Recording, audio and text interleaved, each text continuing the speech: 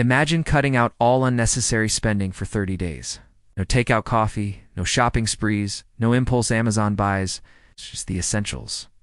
Sounds impossible, right? Well, I decided to take on the no spend challenge, and for 30 days I only spent money on the basics.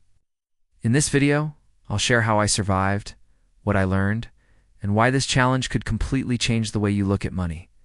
So would you be able to survive 30 days of spending only on essentials?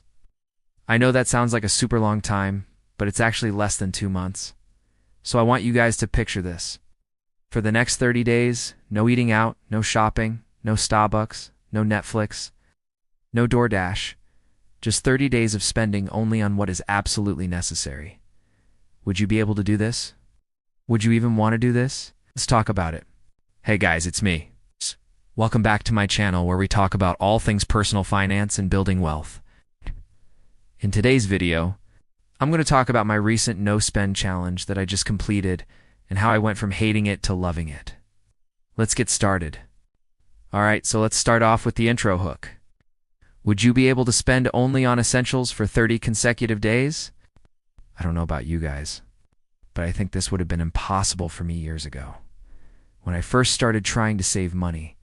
But after a lot of practice, it's become a lot more doable and even enjoyable.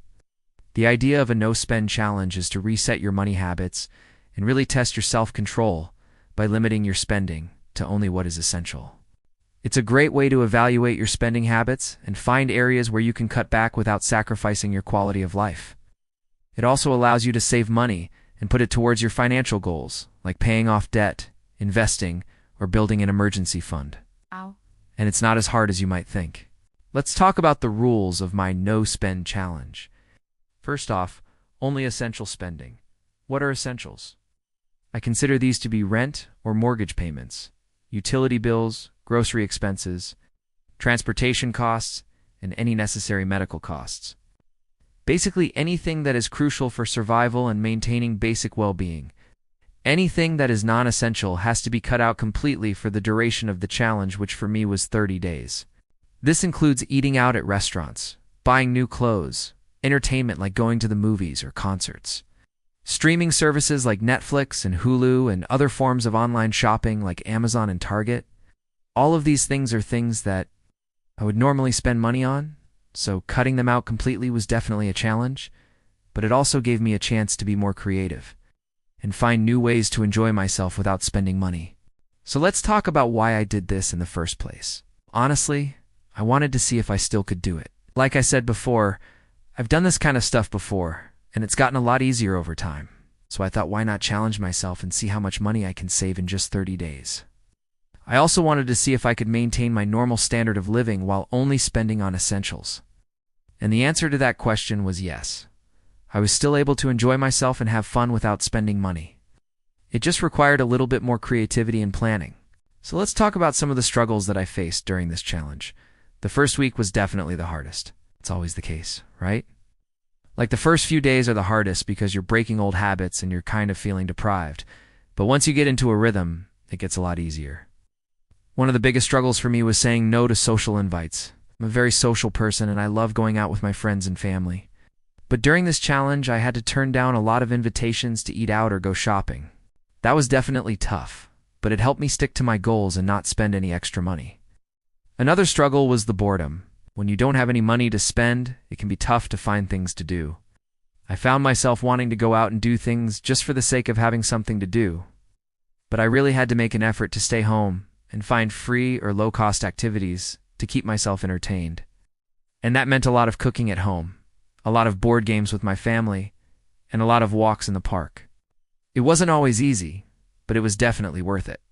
Okay, now let's talk about the benefits of this challenge. There were quite a few. First off, I saved a ton of money. I was able to save almost $1,000 in just 30 days by cutting back on non-essential spending, and that's a huge accomplishment. It really showed me how much money I waste on things that I don't really need. It also made me more aware of my emotional spending and impulse spending habits. I found myself getting bored or feeling blue and wanting to spend money to cheer myself up. Instead, I had to find other ways to cope with those emotions. That was really helpful in the long run. I also really appreciated the free and low-cost activities that were available to me. I found myself going to the park a lot more, reading more books, and really enjoying the simple things in life. That was a really nice change of pace. So here are some of the lessons that I learned from doing this challenge. First off, most spending is a habit, not a need. We get used to spending money on certain things without even realizing it, and it can be tough to break those habits. But once you do, you realize that you don't really need those things.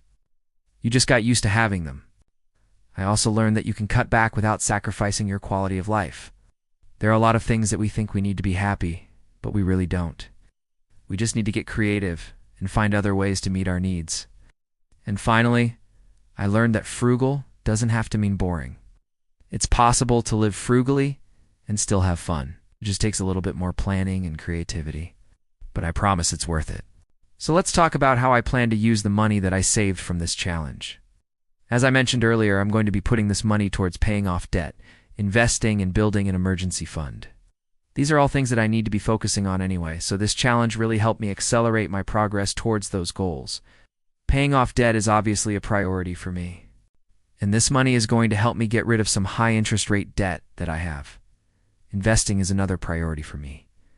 I want to build my wealth, and this money is going to help me get started with that. And finally, building an emergency fund is important for anyone. And this money is going to help me create a safety net for myself in case something unexpected happens. So I know that a no-spend challenge may not be for everyone, but I highly encourage you to at least try it out.